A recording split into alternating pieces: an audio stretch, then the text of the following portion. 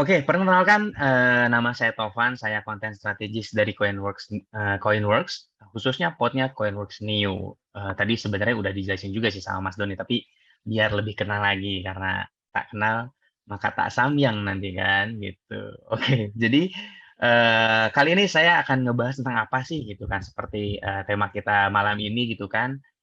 Saya lebih pengen menekankan lagi gimana sih caranya branding usaha mudah biar usaha tuh makin cerah gitu khususnya di sosial media gitu. Ternyata seperti apa sih branding itu dan segala macam karena banyak orang yang suka bingung nih branding itu apa sih Mas? Bedanya branding itu apa dan segala macam gitu. Sebelumnya kita masuk dulu nih ke penjelasannya gitu kan. Seberapa penting sih digitalisasi usaha kamu gitu kan? Kita mulai dari yang basic dulu. Ternyata banyak banget gitu kan orang-orang yang udah mulai mendigitalisasi usaha mereka, akhirnya mereka bisa naik kelas gitu. Kenapa naik kelas? Karena yang tadinya katakanlah jualannya gitu di Citayam gitu kan, gara-gara masuk ke digital bisa jualan sampai ke Medan, Bali dan segala macamnya, padahal dari Citayam gitu kan. Terus omset UMKM bisa naik 37% gitu kan. Nah, terus kita lihat lagi mayoritas UMKM untung saat beralih ke platform digital. Nah, mayoritas nih katanya gitu kan. Emang kenapa sih? Emang ada masalah apa sih gitu? Kenapa harus ada mayoritas? Berarti ada minoritasnya juga gitu kan. Nah, ini dia. Ini adalah gambaran dari teman-teman kalau punya usaha gitu kan. Usahanya mau didigitalisasi, nah seperti ini, seperti di lautan. Digital itu seperti lautannya. Nah, teman-teman ini salah satu dari ikan-ikannya gitu, usahanya teman-teman. Makanya, gimana sih caranya biar teman-teman tuh menarik gitu kan? Karena di lautan yang luas ini, teman-teman bisa jadi ikan yang cukup menarik sehingga dilirik atau ditangkaplah usahanya teman-teman gitu sama orang-orang yang lagi berenang di lautan. Gimana caranya? Makanya ini dia, usaha-usaha yang sekiranya punya istilahnya, branding yang cukup kuat. Mereka tuh branding ini kayak kayak istilahnya kayak uniqueness lah gitu, kayak mungkin teman-teman udah pernah lihat ini satu Erigo, satu Eat Sambal gitu, kalau yang teman-teman main TikTok gitu kan, dia terkenal banget sambel sambel apa, sambel buatannya mereka tuh fresh dan segala macamnya, terus ada kopi kenangan gitu kan. Nah, kenapa sih mereka bisa stand out gitu kan? Karena adanya branding. Nah, branding ini tuh seperti apa sih gitu kan? Branding itu sebenarnya sebuah eh, tools marketing yang bisa mendefinisikan apa sih usaha kamu, mau jadi seperti apa sih usaha teman-teman tuh dilihat gitu. Branding itu seperti itu. Kayak kita lihat Erigo ini brandingannya the originally local brand. Jadi dia bangga banget dengan lokal brand, fashion yang lokal, tapi kualitasnya internasional. It's Sambal, pelopor sambal online nomor satu di Indonesia. Gitu kan. Jadi dia udah mendeklar nih kalau sambal online nomor satu ya sambal gitu di Indonesia gitu. Jadi orang-orang tahu nih keinget gitu kan dari brandingannya mereka gitu kan. Fashion lokal yang terkenal kualitasnya nggak main-main itu Erigo, sambel butuh sambel gitu tapi bingung carinya di mana mau bikin ribet ya makan it sambel dan terakhir kopi kenangan. Kopi dari mantan ini cukup unik brandingannya. Brandingan ini cukup harus di digest dulu biar istilahnya paham gitu. Kenapa sih kopi kenangan? Karena katanya ada mantan mantan terindah, mantan yang akan selalu dikenang. Makanya ada istilah kopi kenangan. Jadi brandingan ini nggak melulu soal sesuatu yang informatif atau yang serius, tapi kadang-kadang yang nyeleneh, tapi bisa juga jadi mudah diingat sama masyarakat. Itulah tujuannya dari branding.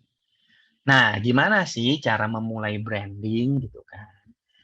Nah, ini dia, aku kasih tahu beberapa formulanya, gimana cara mudah untuk menemukan branding usaha kita.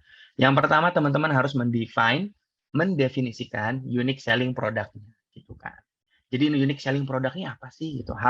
Unique selling product ini adalah hal-hal yang membuat produk atau jasa teman-teman berbeda dengan produk lainnya.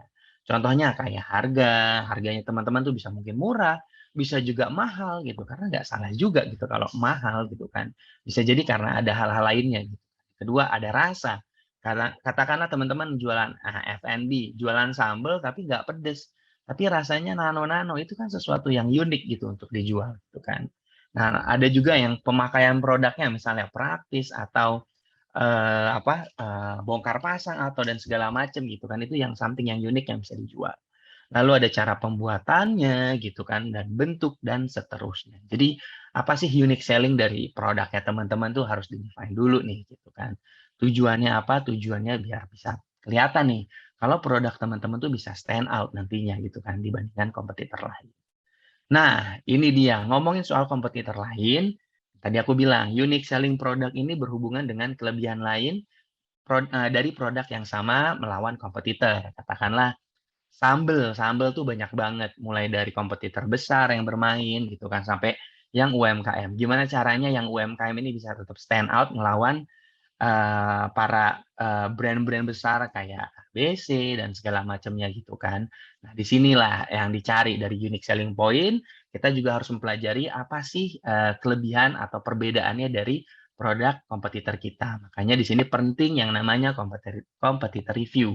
Untuk mencari kenapa mereka produknya tuh laku di pasaran, kita juga harus tahu nih, kenapa sih sambal A ini dari brand besar ini laku? Kenapa sih sambal A ini sambal B ini bisa laku di pasaran dengan harga yang segini dan segala macam. Makanya bisa dicek mulai dari harganya, rasanya, pemakaian produknya, cara pembuatannya, bentuknya juga dan seterusnya. Setelah itu dibandingkan nih sama unique selling produk teman-teman gitu. Yang mana nih yang bisa kita masuk dan segala macam gitu.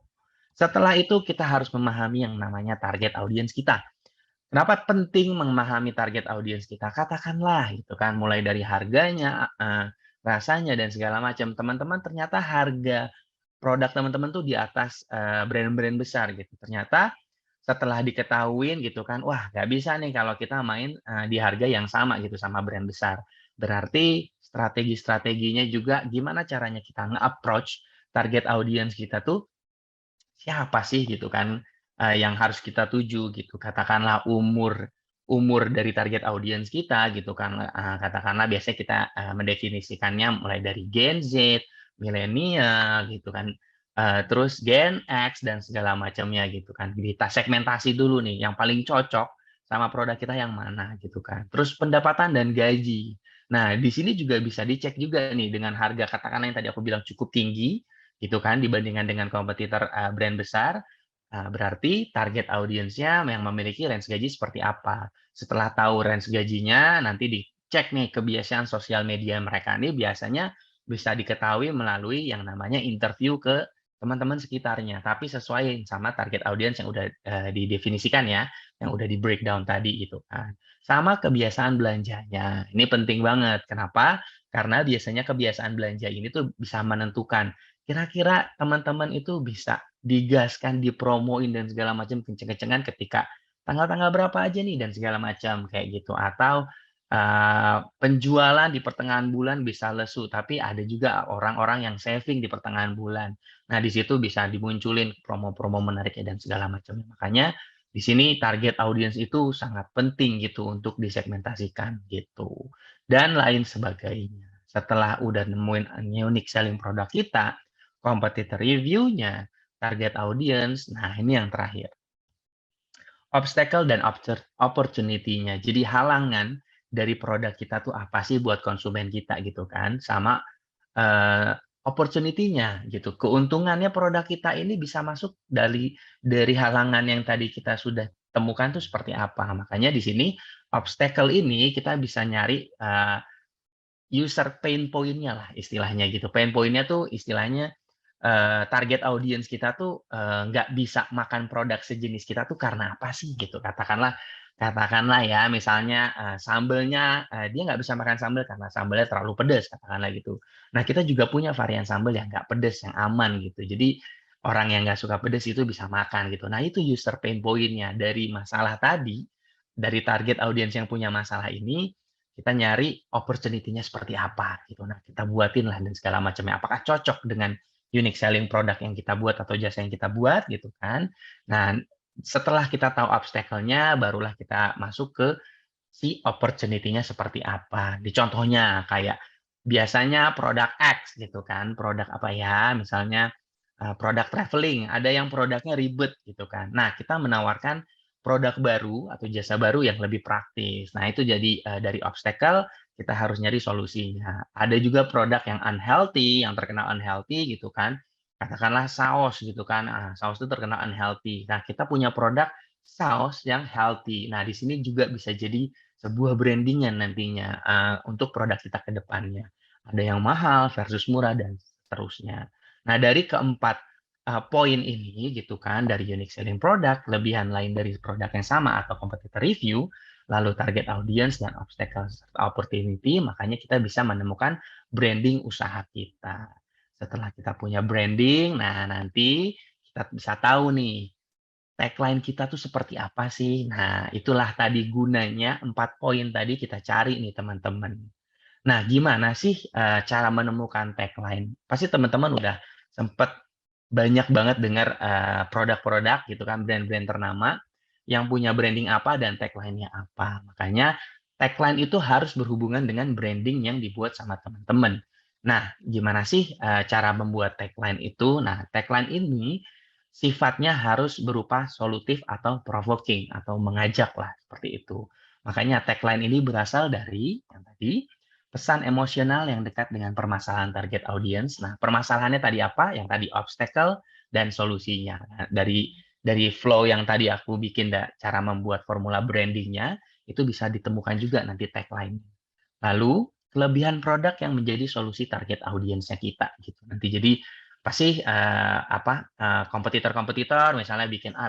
Nah, ternyata kelebihan produk kita, unique selling produk kita tuh bisa juga nih jadi sebuah tagline nantinya yang bisa menjawab solusinya bagi target audiens kita. Seperti itu. Nah, ini beberapa contoh tagline mempresentatifkan sebuah brand. Contohnya kayak Tokopedia, mulai aja dulu. Nah, di sini Tokopedia kita tahu e-commerce. Gimana caranya mulai aja dulu ini, gitu kan, bisa menjadi sebuah kata-kata yang magic, gitu kan. Magic dalam artian bisa mengajak orang-orang untuk berjualan apa dan segala macamnya di Tokopedia.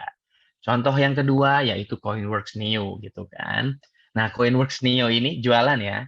Coinworks Neo ini punya tagline yang namanya untungnya gampang. Basically, kita pengen membantu para UKM gitu kan, para pemilik usaha untuk mengembangkan bisnis mereka menggunakan aplikasi Coinworks Neo gitu. Makanya pembahasan soal untung itu ya semua orang pengen untung lah, semua pengusaha pengen untung.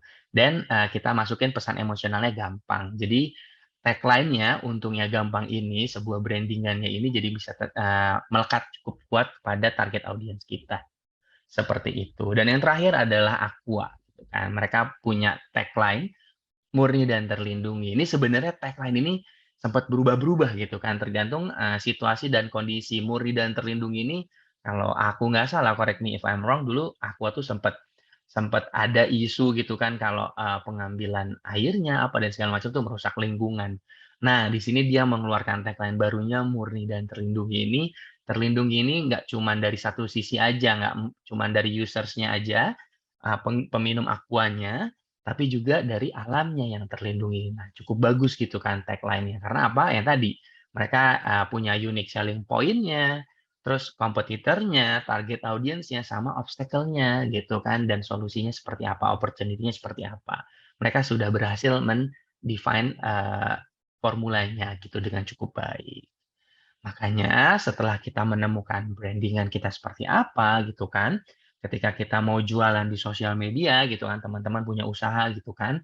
Setelah itu gimana sih cara kita masuk ke war zone-nya gitu kan, tempat perangnya lah istilahnya seperti itu. Nah, di sini ada beberapa sebenarnya ini aku cuman ngasih tahu beberapa tempat teman-teman bisa jualan. Ada yang offline selling, ada sosial media, hingga ke website. Nah, cuman karena lingkup aku saat ini adalah sosial media, otomatis kita bahas si sosial medianya dulu. Karena website nanti akan dibahas sama Mas Febri nanti. Tuh kan. Nah, gimana sih cara membuat konten yang baik setelah brandingan dan tagline kita sudah ditemukan gitu kan, katakanlah. Nah, yang pertama kita harus membuat konten yang cukup menarik. Kenapa sih konten yang menarik itu penting? Karena konten yang menarik itu ya basically semua orang ketika nonton ngelihat sosial media kita, nanti akan ada konten-kontennya gitu kan. Konten-kontennya ini adalah jembatan untuk memahami seberapa bagus sih produknya kita, seberapa menarik produknya kita, dan lain sebagainya. Sehingga mereka punya intuisi ataupun ke-trigger untuk melakukan, check out istilahnya, beli lah gitu. Nah, gimana sih cara mendefine kontennya gitu kan, biar kontennya kita tuh evergreen dan bisa panjang lah gitu. Kadang-kadang suka buntu kan, bikin konten sosial media itu seperti apa gitu. Yang pertama, konten pilarnya kita bagi menjadi 4 bagian. Yang pertama adalah informatif. Konten di sini harus bersifat penjelasan tentang produknya teman-teman gitu. Istilahnya hard sell. Sebenarnya ya hard sell ini memang tidak terlalu engaging lah gitu istilahnya kalau teman-teman main sosial media gitu, nggak menarik lah gitu, nggak mau di-like lah. Tapi beberapa orang yang kepo banget sama, produknya teman-teman atau jasanya teman-teman, pasti mereka akan mencari konten yang bersifat informatif. Contohnya seperti apa sih kontennya? Contohnya unique selling product. Teman-teman yang tadi aku bilang, yang unik dari produknya teman-teman dijual gitu kan kontennya. Dirangkum, dibuat yang semenarik mungkin. Terus ada use case gitu kan. Kadang-kadang orang, ngelihat konten kita gitu kan, terkait dengan, apa, sambel gitu kan. Sambel nih enak, sambel ya tahu gitu, pedes, enak gitu kan. Tapi ketika dimasukin ke konten use case, kadang-kadang orang jadi lebih terinspirasi gitu, membuat konten-kontennya gitu kan. Kadang, use case-nya seperti apa, misalnya, "Duh lagi hujan," gitu kan, terus tiba-tiba lapar gitu kan. Nah, ada sambel gitu. Jadi menginspirasi lah gitu istilahnya seperti itu. Nah, masuk ke brand value-nya gitu kan, di sini bisa ngebahas tentang, seberapa bagus sih brand atau produknya teman-teman gitu kan, bisa memberikan impact atau enggak buat orang-orang, jadi solusinya seperti apa dan segala macamnya. Lalu ada varian produk, itu juga penting, karena biar orang-orang juga bisa well educate gitu dengan produk yang dimiliki sama teman-teman dan lain sebagainya. Masuk ke konten pilar yang kedua yaitu engagement. Nah, ini yang paling penting. Kadang-kadang teman-teman yang punya usaha gitu kan, usaha kecil menengah atau baru masuk sosial media gitu, kadang-kadang teman-teman berpikir kalau, ya udah kita bikin konten aja gitu kan, satu arah gitu kontennya. Kenapa bikin konten satu arah? Padahal sosial media ini adalah hakikatnya, platform untuk, saling berkomunikasi gitu kan. Makanya inclusivity dalam sebuah sosial media ini tuh penting gitu kan. Jadi sebagai brand gitu kan, sebagai pemilik usaha kita juga harus, punya istilahnya tektokan lah gitu sama audiens kita. Audiens lagi ngomong apa, kita respon. Audiens ngomong, komplain apa, kita respon dan segala macamnya. Sehingga, eee, terjadilah sebuah brand love gitu kan, terhadap, produk teman-teman di sosial medianya. Jadi mereka makin loyal gitu sama teman-teman. Seperti itu dari si engagement-nya. Makanya beberapa konten-konten, contoh konten yang bisa kita lakukan kayak contohnya Q&A konten, gitu. Jadi sering banget ada, kalau teman-teman pakai sosial media di Instagram, teman-teman buka pertanyaan, "Lagi pengen apa nih ini?" Dan segala macam. Bahkan banyak banget gitu kan artis-artis juga bikin Q&A tiba-tiba ngebagi-bagi gitu kayak iko-ikoyan Arif Muhammad gitu. Itu salah satu engagement konten yang cukup bagus gitu kan ya, orang jadi engage gitu kan. Terus followers challenge gitu kan, kayak kalian minta tantangan apa ke followers gitu kan, terus nanti, eee, dilakuin sama teman-teman. Ini biasa dilakuin sama Bittersweet by Najla. Kalau teman-teman pernah tahu itu brand-nya gitu kan, namanya Bittersweet by Najla, dia tuh sering banget, nge-open challenge buat followers-nya, bikin kue ini, bikin kue itu, apa dan segala macam, seperti itu. Dan yang ketiga ada gamifications content gitu. Jadi gamifications content ini biar apa sih gitu kan, biar audiensnya teman-teman ini nggak boring gitu, nggak bosen gitu, ketika disuguhin konten-konten informatif gitu kan, konten-konten yang apa dan segala macamnya. Jadi ada gamifications content yang bisa, mendapatkan engagement yang banyak juga gitu nantinya, kayak tebak-tebakan, ular tangga, sesimpel itu ya, tapi masih bisa banyak lagi yang bisa dibuat, dan lain seterusnya. Masuk ke konten pilar ketiga, yaitu konten pilar emosional. Nah ini, konten ini dibuat untuk lebih mendekatkan kepada audiens kita melalui hal-hal yang dekat dengan mereka. Di sini POV-nya nggak lagi soal produk kita. POV itu, apa, people of, view-nya ya gitu kan, person of view-nya gitu kan. Jadi, point of view, sorry, point of view-nya itu nggak lagi soal, produk kita, tapi kita ngebayangin kira-kira nih kalau jadi target audience kita nih kan kita tadi udah mendefinisikan ya. Misalnya Gen Z gitu kan. Gen Z ini kalau mau nyobain produk kita biasanya apa ya dan segala macamnya. Di sini makanya dicobalah gitu kan kombinasi-kombinasi konten yang dipikirkannya dari sesuatu yang lagi happening dan relate banget sama audiens kita gitu. Contohnya kayak ada lifestyle konten gitu kan. Yang apa nih yang rame gitu kan di lifestyle-lifestyle sekarang. Terus ada agile konten, hari-hari besar gitu kan, kita bisa tap in nggak gitu kan. Kira-kira kita bisa bikin promo nggak dan segala macamnya. Terus nanti ada combinations konten gitu kan. Combinations konten ini bisa percampuran gitu. Misalnya kita bisa bikin konten-konten yang sifatnya ada informatif tapi juga ada yang emosionalnya kayak gitu. Terus ada yang ini contoh-contohan yang simple banget tapi cukup laris, zodiak-zodiakan gitu. Nah, zodiak ini gampang banget gitu bikin orang tertarik karena semua orang tuh istilahnya love and hate relationship sama zodiak gitu. Gue nggak peduli sama zodiak tapi dikepoin juga gitu. Makanya konten kreator yang ngebahas tentang zodiak nih ada aja terus gitu konten-kontennya seperti itu. Terus kita bisa juga masuk kayak ala-ala dance konten gitu kan, ngikutin tren-tren yang lagi rame dan ada juga yang namanya storytelling konten. Nah ini storytelling konten ini hampir kepleset saya. Storytelling konten ini juga cukup menarik, karena apa? Karena pada dasarnya orang-orang tuh, sekarang formatnya lagi yang ditekankan itu di Instagram dan TikTok adalah video. Jadi gimana caranya teman-teman bisa ngebuat sebuah storytelling konten yang menarik gitu kan, katakanlah contoh cara pembuatan produk teman-teman gitu kan, gimana cara distribusiinnya biar bisa meningkatkan brand love-nya dari produknya teman-teman, seperti itu, dan seterusnya. Nah, masuk ke konten pilar keempat yaitu loyalty. Nah, di sini konten pilar ini cukup penting karena pada dasarnya setelah teman-teman memberikan konten-konten yang bersifat informatif, engagement, dan emosional, nah teman-teman juga harus yang namanya istilahnya respect lah, respect sama followers teman-teman. Makanya gimana caranya teman-teman bisa bikin mereka lebih loyal lagi terhadap brand account sosial medianya teman-teman gitu kan, makanya dibuatlah yang namanya pilar loyalty. Di sini bisa berupa bentuknya giveaway konten, terus bisa bikin yang namanya followers of the month gitu kan. Jadi teman-teman pasti seneng lah kalau ada followers of the month gitu kan, tiap bulan gitu kan, terus teman-teman bisa jadi salah satunya dapat hadiah gitu. Wih, pasti bangga banget lah gitu. Terus ada reactions kontennya gitu kan. Di sini juga bisa bikin reactions konten dari followers dan lain sebagainya, seperti itu. Nah, dari konten pilar ini, keempat konten pilar ini dari informatif, engagement, emosional, dan loyalty. Nah, di sini teman-teman barulah konten sosial medianya teman-teman, khususnya mau di TikTok, mau di Instagram, mau di YouTube, itu jadi banyak nih pembahasannya. Jadi nggak yang melulu soal produk, nggak melulu soal ride on sama lagi yang rame, misalnya Citayam Fashion Week apa dan segala tapi masih banyak banget potensi-potensi konten yang bisa dikembangkan untuk menguatkan lagi brandingnya teman-teman. Nah, tadi ngebahas soal branding, jangan lupa setelah branding dan tagline sudah ditemukan, itu semua harus diinjek kepada konten pilarnya. Tujuannya apa? Biar target audiensnya teman-teman itu selalu inget lagi gitu tentang produknya teman-teman. Seperti itu.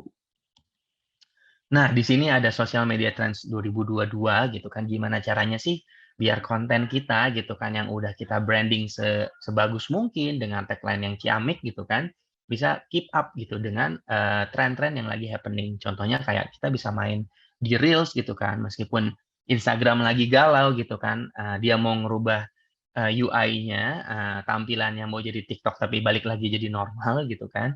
Tapi dia tetap mengedepankan yang namanya video sekarang gitu. Jadi dia lagi ride on sama video. Makanya playing on Reels tuh penting banget gitu kan untuk dilakukan. Terus yang kedua use popular music gitu kan. Nah, ngomongin soal TikTok gitu kan dan Reels, musiknya ini tuh cukup penting gitu. Karena apa?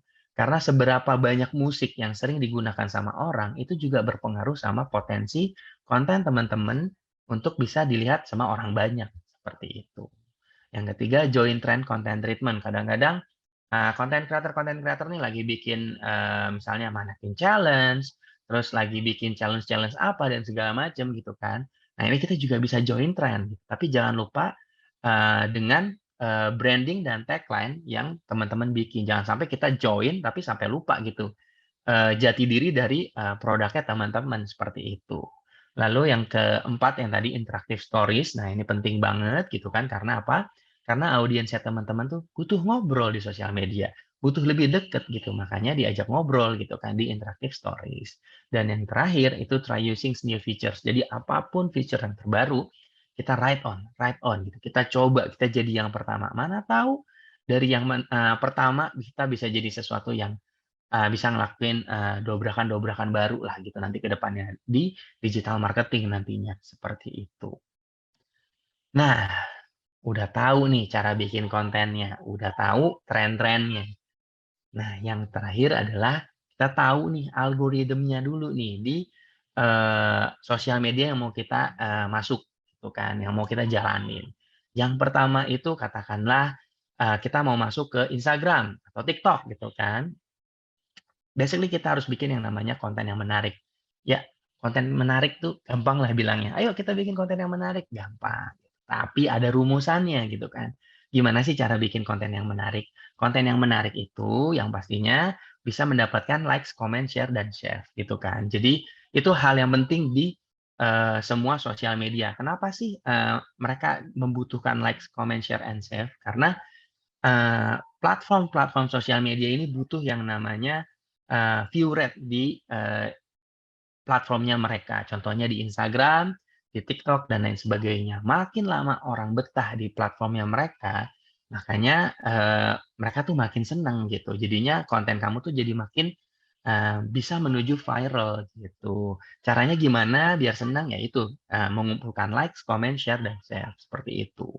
Nah, selain itu kita harus bikin yang namanya konten video yang mengedepankan retention views. Retention views itu apa sih gitu kan? Retention views itu tiap detik itu konten teman-teman itu bisa yang namanya bikin orang-orang tuh betah gitu. Makanya konten-konten challenge, konten-konten nanya ini, nanya itu kayak on the spot 7 ini dan segala macam jadul banget ya referensi saya ya. Intinya kayak konten challenge gitulah di TikTok. Kenapa menarik? Karena ketika dikasih tahu judulnya challenge mau makan somai di atas Monas misalnya kayak gitu kan. Orang jadi, "Emang kayak gimana sih makan somai di atas Monas?" Nah, retention view ini penting gitu untuk dijaga. Makanya create konten tuh yang punya title yang cukup nge-hook gitu kan. Tujuannya apa? Tujuannya biar bikin orang stay di video teman-teman gitu. Akhirnya ketika ngelihat video teman-teman gitu kan, oh gini makan somai di atas Monas gitu kan. Kalau suka nanti dikasih CTA lagi, CTA itu adalah call to actions. Call to actions lagi, kasih like, comment, share, dan save kayak gitu-gitu. Jadi makin deh tuh konten teman-teman gitu kan, dilihat banyak orang gitu kan. Nah yang ketiga adalah impressions. Impressions ini beda ya sama reach gitu kan. Bedanya reach sama impressions apa sih? Kadang-kadang udah bikin bisnis tools Instagram gitu, ketika ngelihat insights-nya atau data laporannya itu suka bingung gitu kan. Reach itu apa, impressions itu apa. Reach itu adalah berapa banyak orang yang melihat atau menonton kontennya teman-teman. Itu dihitungnya satu orang. Gitu. Jadi katakanlah ada 1.200 orang melihat konten teman-teman. Itu disebutnya 1.200 reach.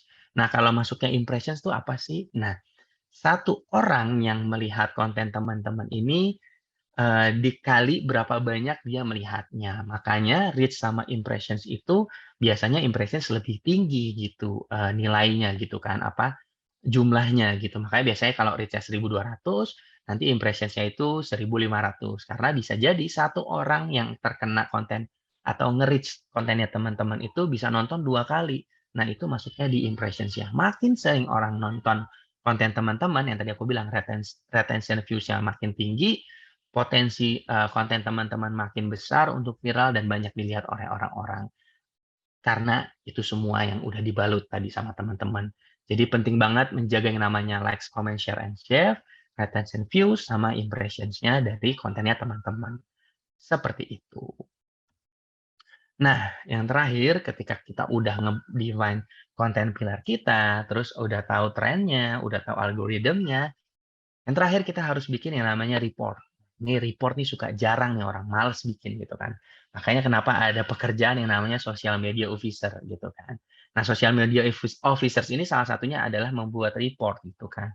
Report ini yang tadi aku bilang, dia akan menganalisa mana konten yang bagus, mana konten yang nggak bagus, nanti mencari nih, kenapa sih konten ini nggak bagus, kenapa sih konten ini bagus gitu kan. Makanya nanti dari hasil analisa tersebut, kita bisa tahu nih, belajar dari kesalahan kita biar kita nggak ngulang lagi kesalahannya. Lalu tingkatkan hal yang baiknya seperti apa gitu kan. Jadi ada hal-hal baiknya, kita tingkatin lagi seperti itu. Nah, masuk ke perluasan pasar. Tadi kita ngebahas tentang yang organik banget nih, gitu kan, yang organik-organik aja gitu kan.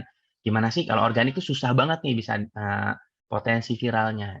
Gimana caranya kita bisa maksa konten kita ini bisa dilihat banyak orang. Yang pertama, gimana sih melakukan perluasan pasarnya?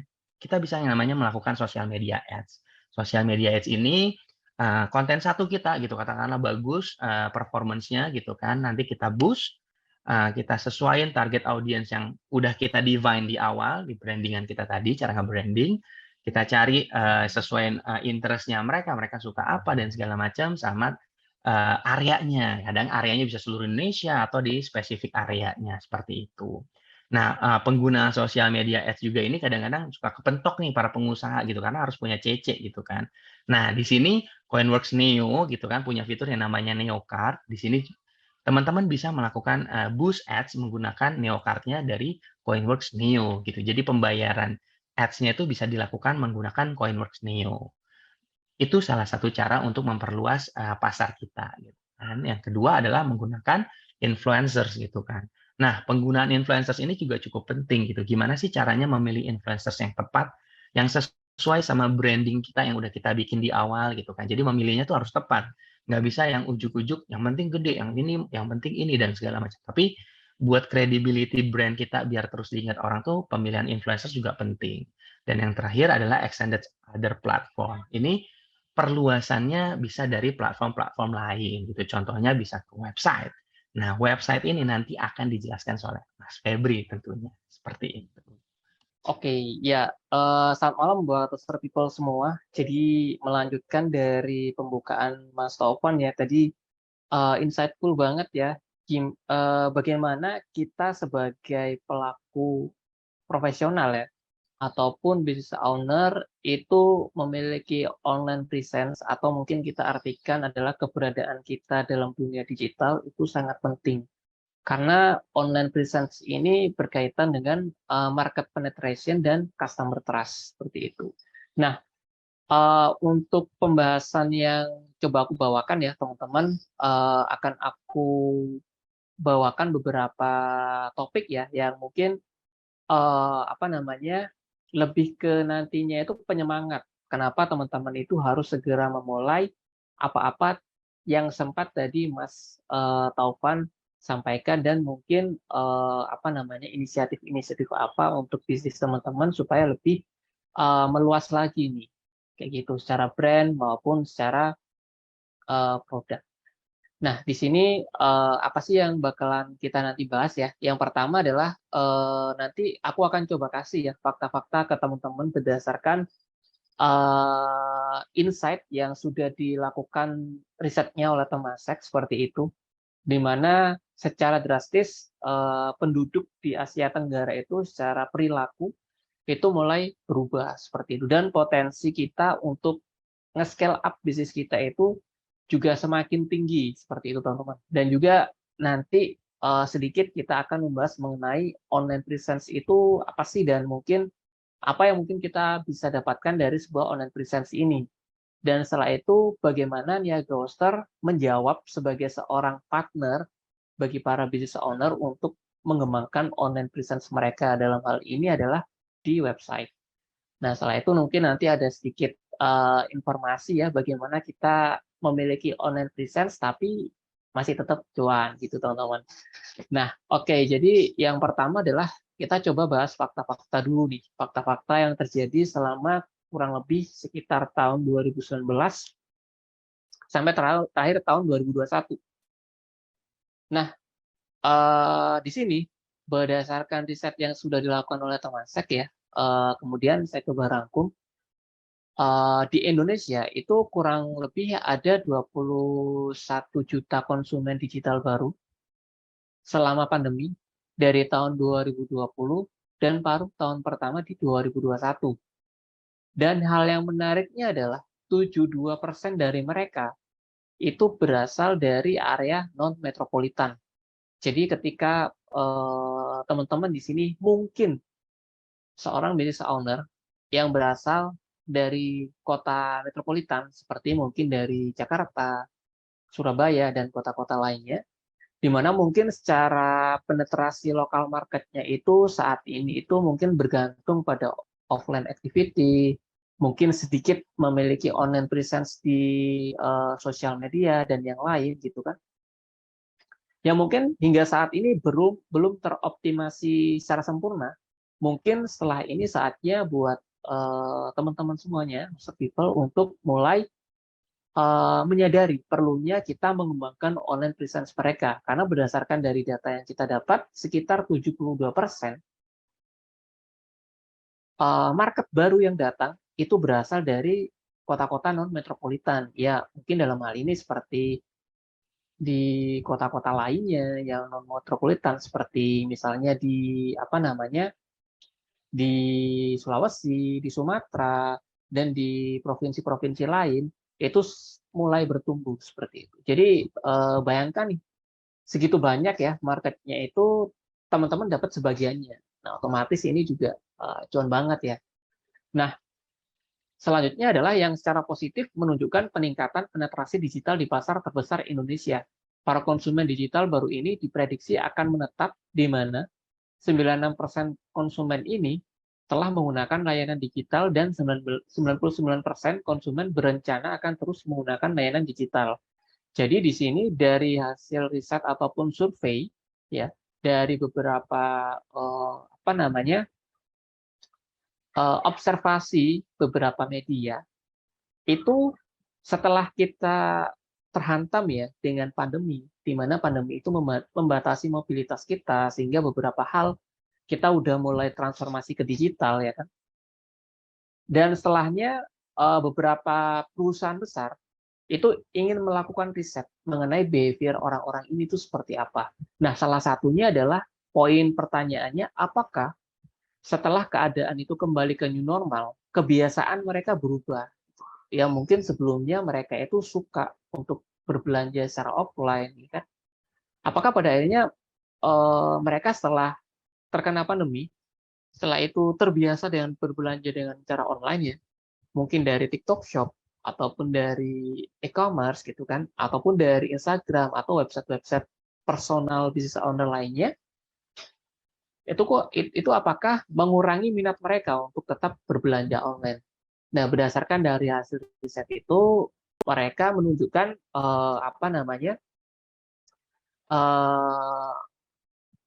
tanda-tanda untuk tidak ada mengalami penurunan minat untuk tetap berbelanja secara online seperti itu. Mengingat sekarang itu kemudahan platform maupun payment seperti yang sekarang ada Coinworks Neo, itu kan juga semakin banyak ya yang bisa digunakan seperti itu. Nah, pengguna yang telah menjadi konsumen sebelum pandemi menggunakan layanan digital rata-rata 3,6 lebih banyak sejak pandemi melanda. Di antara konsumen tersebut, tingkat kepuasan akan layanan digital mencapai 87% di seluruh sektor. Jadi, fakta yang ada adalah bila mana sebelumnya, contohnya saya sama Mas Taufan sehari-hari itu mungkin belanja di Shopee, di Tokopedia, belanja di website tertentu, belanja di sosial media itu cuma sebulan sekali lah gitu. Tapi sekarang setelah pandemi atau sejak perilaku kita itu mulai dipaksa berubah, saya sama Mas Taufan itu bisa mungkin 1 bulan 3 kali ya, 4 kali atau bahkan lebih. Dan ketika kita sebagai business owner atau kita pemilik jasa atau layanan tertentu atau produk tertentu, kita memiliki online presence yang dalam hal ini dari sisi branding dan kredibilitas sesuai tips yang sudah diberikan Mas Tovan tadi ya, itu sangat-sangat terpercaya. Maka bukan tidak mungkin kita juga akan mencapai 87% kepuasan dari calon pengguna kita atau bahkan pengguna kita yang sudah ada gitu. Jadi ketika kita bayangkan nggak punya online presence nih, sosial medianya itu nggak teroptimasi dengan baik, Lalu kita itu ketika secara behavior kan orang itu kalau apa namanya, punya kebingungan, mereka ini kan nyari informasi di Google ya.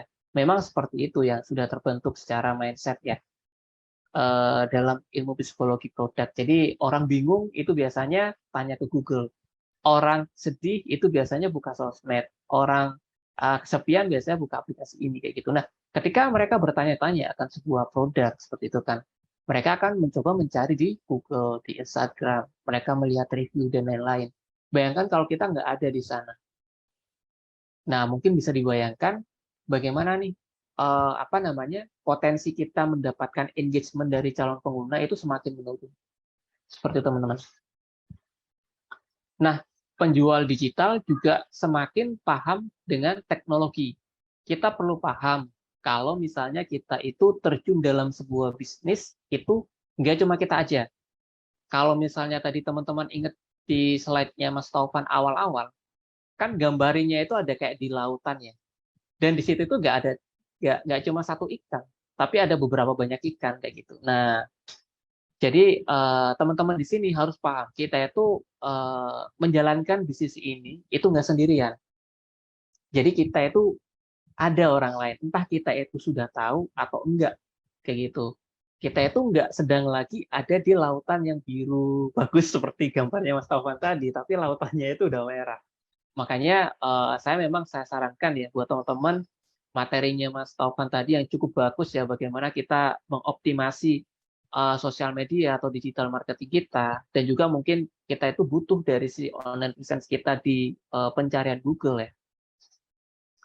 Itu bagaimana cara kita untuk tetap menang melawan si kompetitor kita ini. Sebagaimana kita tahu, sebanyak 28% penjual digital di Indonesia menyatakan bahwa mereka tidak akan bertahan selama pandemi jika bukan karena platform digital. Kurang lebih seperti itu, teman-teman. Meskipun penjual digital menggunakan rata-rata dua jenis platform digital, profitabilitas masih menjadi prioritas utama. Layanan keuangan digital juga menjadi sektor pendukung yang penting. Sebanyak 98% penjual digital kini menerima pembayaran digital, dan sebanyak 50% penjual digital kini menggunakan solusi pinjaman digital seperti itu. Dengan 69% penjual berencana untuk meningkatkan penggunaan solusi digital marketing dalam 5 tahun ke depan. Nah, di sini seperti yang kita tahu bahwa beberapa kompetitor kita itu juga semakin paham tentang bagaimana memanfaatkan teknologi digital, dan perusahaan-perusahaan yang memfasilitasi para business owner itu juga semakin tumbuh. Di sini ada Coinworks seperti itu. Dan juga banyak orang saya rasa pasti sudah berkenalan dengan platform pembayaran digital seperti Coinworks dan sebagainya untuk mendukung bisnis mereka. Pertanyaannya, apakah kita akan masih bertahan seperti ini saja atau mungkin kita sudah mulai tergugah untuk mengoptimasi segala channel yang kita miliki, baik secara offline, ya memang terkadang beberapa bisnis perlu. Tapi juga dari sisi online presence kita juga memiliki, karena sesuai prediksi dari Temasek, itu kurang lebih 5 tahun ke depan, kurang lebih di tahun 2025 atau 2024, itu kurang lebih sekitar lebih dari 50% business owner akan mulai beralih ya, atau mengkombinasikan antara pendekatan secara offline maupun online, seperti itu. Nah, selanjutnya adalah bisa kita lihat di sini apa namanya, jumlah rata-rata layanan digital baru yang digunakan oleh konsumen sebelum pandemi dari waktu ke waktu. Nah, sebelum pandemi jumlah rata-rata ya layanan digital ataupun platform itu kurang lebih sekitar 5 ya. Tapi saat pandemi itu bertumbuh menjadi 7. Nah, setelah pandemi kurang lebih di tahun 2021 itu juga semakin bertumbuh menjadi 9. Jadi kurang lebih apa namanya, orang-orang yang ada di Indonesia atau Asia Tenggara itu mereka kurang lebih dalam kesehariannya itu berinteraksi dengan 9 platform berbeda untuk membantu keseharian mereka seperti itu. Misalnya mereka butuh belanja tertentu, mereka menggunakan WhatsApp, menggunakan Instagram, menggunakan TikTok, atau ketika mereka punya apa namanya, misalnya nih mereka itu adalah seseorang yang apa namanya, butuh sesuatu barang tertentu. Nah, sesuatu barang tertentu itu nggak dijual nih di e-commerce secara bebas seperti itu. Dijual oleh perusahaan tertentu, biasanya secara offline. Nah, karena memang apa namanya, dengan datangnya pandemi untuk beberapa kegiatan offline kan terbatas, sehingga ada perusahaan yang pada akhirnya membuat channelnya itu di platform lain, yaitu online, sehingga memiliki website dan beberapa pelanggannya mulai beralih ke platform tersebut untuk melakukan transaksi seperti itu. Nah, alasan konsumen terus menggunakan layanan digital adalah membuat aktivitas sehari-hari lebih mudah dan praktis, dan juga menjadi bagian dari rutinitas mereka. Bisa kita lihat dari beberapa apa namanya, segmentasi bisnis ya, dari perbelanjaan, kecantikan, elektronik, jasa pesan makanan, video dan musik itu eh, rata-rata dari beberapa orang yang disurvei oleh Temasek itu aktivitas mereka lebih dari 50% memanfaatkan produk digital tersebut untuk beberapa hal di sini seperti itu. Nah, lalu penjual digital kini lebih memahami teknologi dan diperkirakan akan makin menguasai di masa mendatang. Nah, kita mulai dari paling kanan dulu, solusi digital ya. Kita lihat di sini, kita fokus ke digital marketing dan apa namanya, web service. Di mana di sini dari survei yang sudah dilakukan, kurang lebih persentase peningkatan terhadap apa namanya, pendekatan mengenai digital marketing itu kurang lebih 69%. Jadi secara total dari mungkin 100 orang, apakah mereka akan melakukan pendekatan secara digital marketing, sebanyak 91% mereka menjawab iya. Nah, sedangkan apakah pada akhirnya mereka memutuskan untuk membuat keberadaan bisnis mereka di platform digital, dari 26% ya, itu meningkat 45%. Jadi kemungkinan dari 100 orang, sekitar 71% mereka membutuhkan keberadaan mereka secara digital, menyusul ke beberapa hal lainnya seperti itu. Nah, di sini kita bisa lihat ya, semua potensi yang ada baik dari bisnis e-commerce maupun online travel agency, lalu di layanan transportasi dan makanan, media online, dan yang lainnya, itu sama-sama bertumbuh kurang lebih 2 digit ya, sekitar dari tahun 2020 ke 2021 itu 52% untuk e-commerce. Sementara OTA atau online travel agency itu 29%. Dan juga layanan makanan dan transportasi itu bertumbuh sekitar 36%, dan juga di sini ada media online sekitar 48%, dan diprediksi hingga tahun 2025 akan terus bertumbuh. Kurang lebih seperti itu. Nah, kita memiliki sebuah sosial media, kita memiliki sebuah identitas pada platform sosial, itu perlu. Namun akan tetapi mengingat ketika saya sedikit cerita ya teman-teman ya. Jadi di sini itu ada yang namanya psikologi produk. Nah, dalam psikologi produk itu ada 4 elemen yang mengaruhi. Yang pertama itu membahas tentang trigger seperti itu. Nah, trigger ini berasal dari mana sih? Trigger itu bisa berasal dari eksternal maupun internal. Nah, kita bahas yang internal saja ya teman-teman. Nah, internal ini itu berasal dari perasaan seperti itu. Seperti yang saya sampaikan tadi, ketika seseorang itu mengalami kebingungan ya, saya kurang tahu nih, kira-kira bisnis teman-teman yang ada di sini tuh apa saja. Tapi kita kembali ke topik, ketika orang merasa kebingungan, maka apa yang mereka lakukan biasanya? Mereka akan mencoba bertanya kan.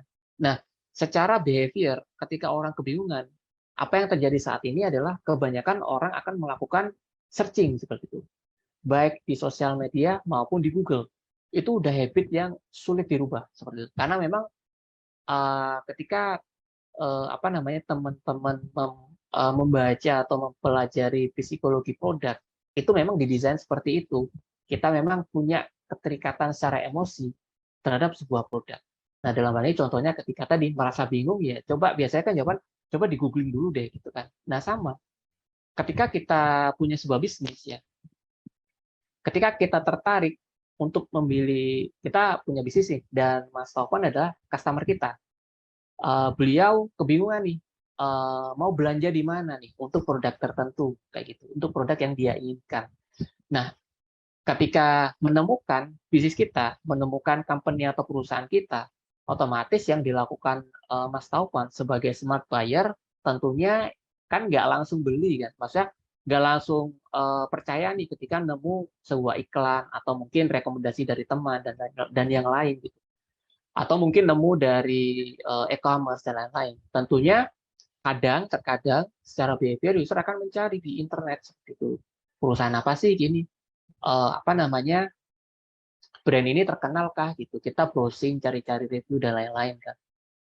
Nah, bayangkan ketika kita memiliki sebuah brand, memiliki sebuah bisnis, akan tetapi secara online presence kita nggak cukup kuat seperti itu. Kita diketik nama kita di Google itu nggak muncul, paling cuma muncul sosial media kita. Ya kalau misalnya nggak punya similarity dengan beberapa produk lainnya. Tapi kalau punya similarity dan kita kalah di sana, otomatis kita nggak akan muncul di Google. Dan bagaimana pengguna kita tahu bisnis kita itu sebetulnya bagus nggak sih, kayak gitu. Produk kita itu bagus nggak sih, layak dibeli nggak, kayak gitu. Nah, makanya dari itu, dalam hal ini terkadang beberapa business owner memang mau nggak mau harus memiliki sebuah online presence. Dalam hal ini adalah website sebagai pendamping dari apa namanya, channel ya, channel penjualan dari business owner tersebut. Selain dari offline, online yang ada di sosial media, di sini kita memiliki sendiri offline-nya tapi di digital, yaitu dalam hal ini website dan email tentunya. Nah, kenapa sih kita butuh online presence? Karena dengan online presence sendiri, itu memungkinkan kita mencapai audiens yang lebih luas, seperti itu. Lebih luas ini kita nggak perlu ngomongin yang ada di luar negeri dulu ya. Kita ngomongin di lokal aja. Sebagaimana yang kita tahu, 79% pertumbuhan market yang ada itu berasal dari kota-kota non-metropolitan. Seperti itu. Sebetulnya di luar kota-kota metropolitan seperti Bandung, Jakarta, Surabaya, itu banyak banget potensinya. Tapi kan kalau misalnya kita nggak ada di kota itu, cost-nya mahal banget dong. Kalau misalnya kita harus secara fisik, offline itu harus ada di kota-kota tersebut. Maka salah satu solusinya adalah kita memiliki online presence, baik dari sosial media atau dari website. Seperti itu. Nah, jutaan orang berpotensi mengetahui dan mengenal kita, seperti mengunjungi website kita ketika kita sudah memiliki website.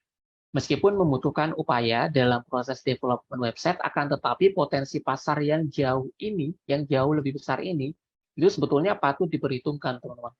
Daripada kita hanya bermain di pasar offline saja. Nah, faktor ini itu merupakan faktor yang cukup kuat bagi para business owner untuk segera memiliki online presence-nya. Meskipun sudah memiliki, untuk saat ini, setelah ini mungkin perlu dioptimalisasi. Seperti itu. Mungkin bisa diretrospektif apakah selama ini dalam strategi mengelola sosial media, mengelola website, atau keberadaan online presence yang lain itu sudah cukup optimal. Nah, selanjutnya adalah penting bagi customer untuk dapat mencari dan mengenal kita dengan mudah, serta bisa menghubungi kita dengan mudah. Memiliki keberadaan bisnis kita secara digital sangat membantu mereka untuk menuju ke kita, seperti itu. Karena kita sudah tahu di zaman sekarang itu user kita itu udah nggak pakai seperti Yellow Pages ya teman-teman ya. Kalau misalnya teman-teman ada yang kelahiran tahun 80 sama 90, dulu itu kayak ada buku tebal kuning ya. Buku tebal kuning itu isinya nomor telepon dari seluruh orang di Indonesia. Nah, dulu itu kalau misalnya pasang pasang nomor telepon ya, pasang nomor telepon Telkom, nah nama kita itu ada di buku kuning gitu, Yellow Pages. Jadi kayak dicariin di kota mana, terus namanya diurut ya berdasarkan area, terus berdasarkan nama gitu kan. Biasanya ada nih tulisannya Taufan, nomor teleponnya sekian gitu. Nah, sekarang nggak kayak gitu.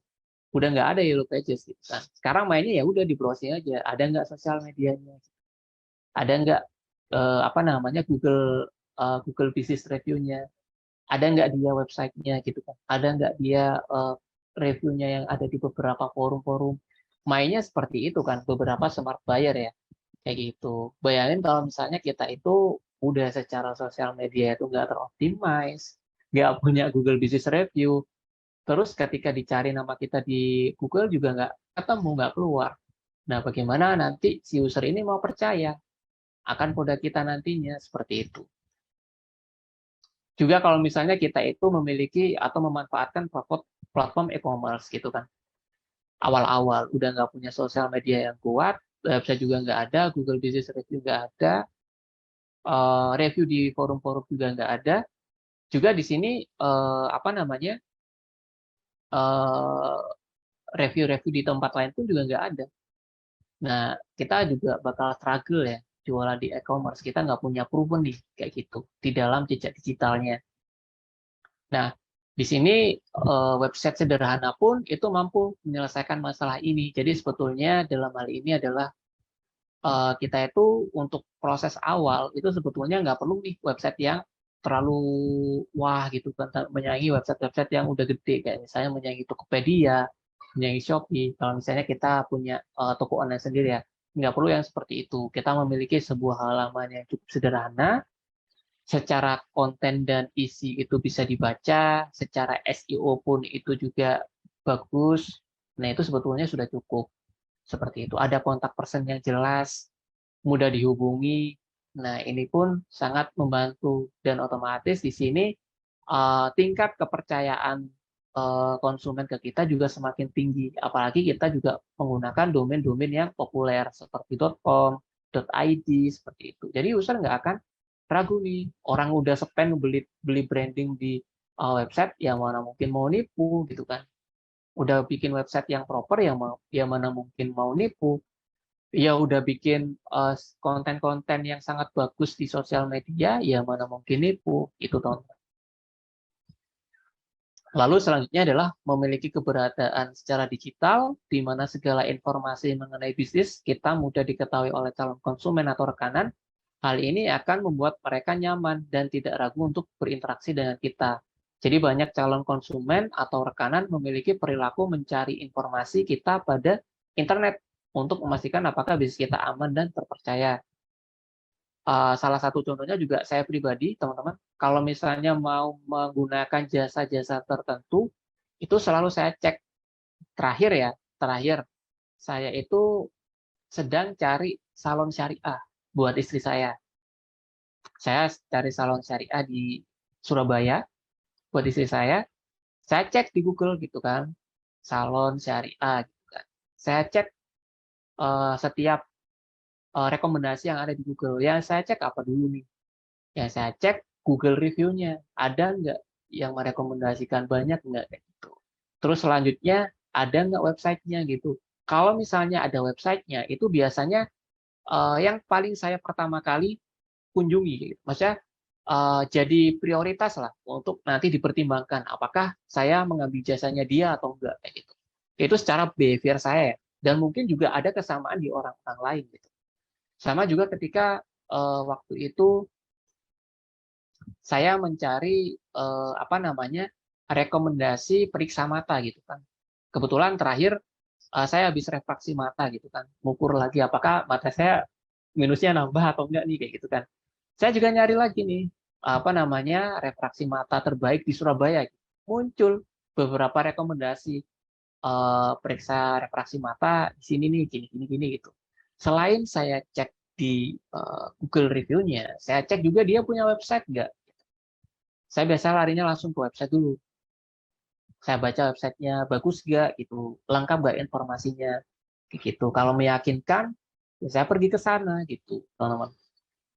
Juga apa namanya, karena juga saya punya anak juga ya. Saya cek juga, karena anak saya kan mungkin beberapa tahun lagi kan sekolah, jadi yang mempersiapkan lah kayak gitu kan, sekolah taman kanak-kanak terbaik di Surabaya gitu kan. Muncul tuh gitu kan. Saya cek juga websitenya, kredibel nggak kayak gitu, tempatnya kayak gimana. Bayangin ada sekolah taman kanak-kanak nggak punya informasi yang cukup akurat di digital, ya gimana nanti kita mau percaya gitu. Biasanya yang punya website, punya sosial media yang baik, biasanya akan meningkatkan kepercayaan calon konsumennya gitu. Secara behavior saya seperti itu, dan mungkin beberapa teman saya juga seperti itu. Mereka akan sering mencari di Google terkait review online presence mereka yang lain, kayak gitu teman-teman. Nah, yang keempat adalah ketika kita memperhatikan online presence, relate sama materinya Mas Tovan tadi, otomatis secara nggak langsung kita juga sedang membangun branding gitu.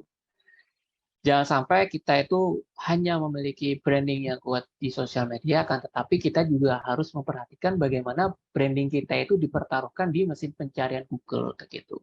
Kita harus sama-sama pahami bahwa behavior ini nggak akan berubah dalam waktu dekat, dan mungkin selamanya nggak akan berubah, bahwa secara perilaku orang-orang ini ketika ingin mencoba diyakinkan, mereka akan mencari di mesin pencari, seperti itu.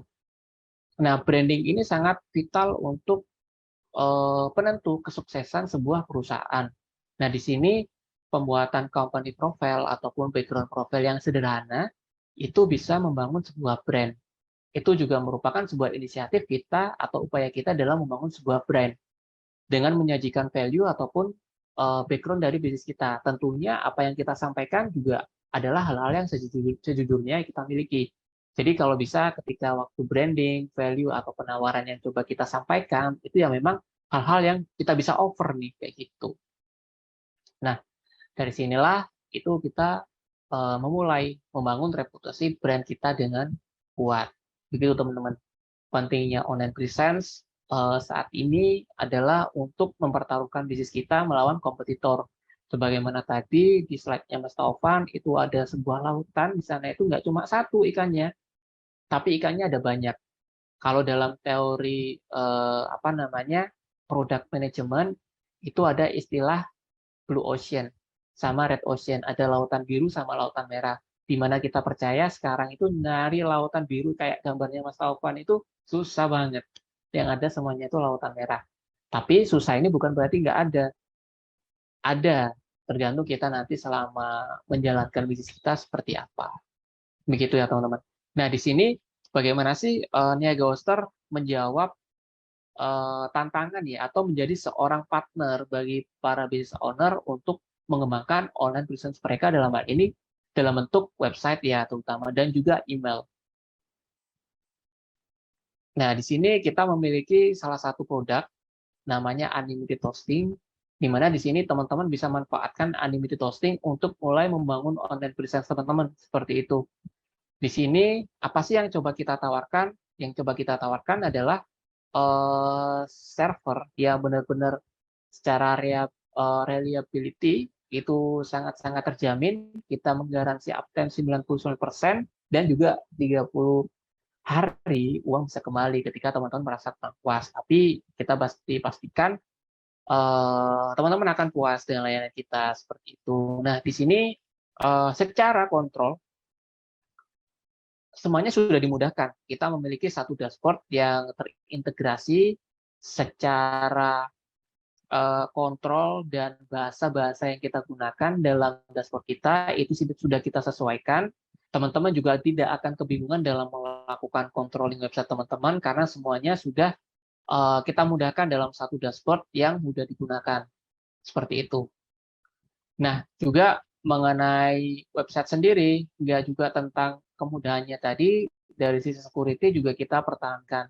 Yang pastinya di sini kita memiliki sistem proteksi, firewall, maupun AI yang bisa mencegah ancaman-ancaman yang tidak diinginkan ya, itu terjadi di website teman-teman. Nah, di sini ketika teman-teman di sini ada yang sudah mencoba membuat website, dalam hal ini membuat websitenya itu menggunakan WordPress. Kita pun dalam dashboard kita itu sudah kita mudahkan dalam beberapa fitur yang ada di dashboard kita, itu sudah langsung connect dalam WordPress tersebut, sehingga tidak perlu bolak-balik ataupun mondar-mandir ya untuk melakukan kontrol. Nah, di sini teman-teman bisa langsung membuat website teman-teman. Itu murah banget sekarang, cuma 9.000 aja, dan itu pun kita udah kasih domain gratis seperti itu. Jadi teman-teman udah nggak perlu risau ya mikirin nanti apa namanya beli secara terpisah atau seperti apa, karena pada dasarnya kita berikan semuanya itu gratis seperti itu. Dan juga SSL ya. SSL itu kalau misalnya teman-teman itu kunjungi sebuah website, di pojok kiri atas itu ada kayak gambar proteksi hijau ataupun gambar gembok ya, yang menyatakan bahwa website teman-teman kredibel. Nah, di sini bisa teman-teman dapatkan secara gratis dan bisa diaktifasi langsung. Nah, selain itu, ketika teman-teman sudah memiliki website, jangan lupa nih. Nah, ini nih yang terjadi ketika bisnis teman-teman sudah mulai berkembang, apalagi teman-teman bergerak dalam bidang jasa ya, yang mungkin dalam hal ini jasa B2B berhubungan dengan corporate-corporate besar, ataupun berhubungan sama tender-tender. Nah, nggak mungkin dong kita masih pakai email yang gratisan, yang @gmail.com, kayak gitu. Maka di sini apa namanya, teman-teman bisa memanfaatkan teknologi yang namanya email hosting seperti itu. Ada website, ada juga email. Nah, email ini juga akan membantu teman-teman untuk bisa memastikan teman-teman memiliki email dengan branding perusahaan teman-teman sendiri. Misalnya febrian@tokoaku.com seperti itu. Dan juga dengan memiliki email pribadi sendiri, maka teman-teman bisa secara bebas mengirimkan banyak email ke banyak pengguna seperti itu. Apa sih yang kita dapat ketika kita memiliki teknologi email ini sendiri? Kita itu bisa mengirim email sebanyak yang kita mau.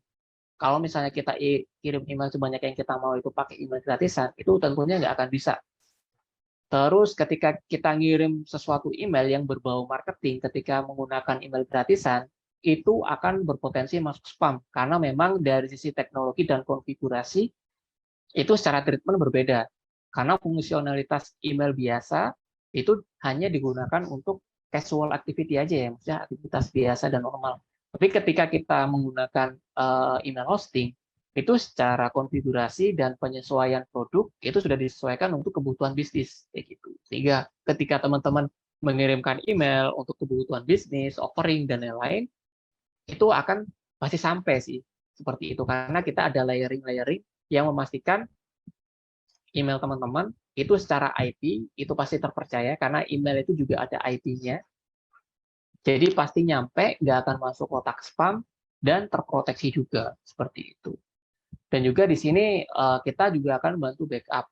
Nggak ada lagi nih ketika suatu waktu ya, ketika teman-teman itu emailnya penuh atau seperti apa, lupa melakukan backup, terus tiba-tiba emailnya hilang. Atau mungkin secara nggak sengaja kehapus. Nah, di sini kita sudah ada fitur otomatis backup ya, setiap minggu, sehingga memastikan data-data teman-teman itu ada backup-nya. Ketika misalnya suatu saat ada kejadian nggak kejadian nih, nggak sengaja kehapus gitu kan, kita bisa meminta untuk di-restore seperti itu. Dan juga ketika kita menggunakan email sendiri, maka yang terjadi adalah inbox kita jauh lebih aman. Jadi spam itu nggak akan masuk ya, sulit masuk lebih tepatnya, iklan-iklan pun juga nggak ada. Yang paling penting adalah email kita itu cepat dan pasti nyampe, dan juga ketika kita punya email sendiri, kita itu bisa bikin account sebanyak-banyaknya gitu. Jadi kayak nggak perlu kayak apa namanya bikin satu gitu kan. Kalau misalnya kita menggunakan yang email hosting ya, namanya email hosting, itu kita bisa bikin account sebanyak-banyaknya. Cukup beli satu, kita bisa buat semua orang yang ada di perusahaan kita. Seperti itu teman-teman.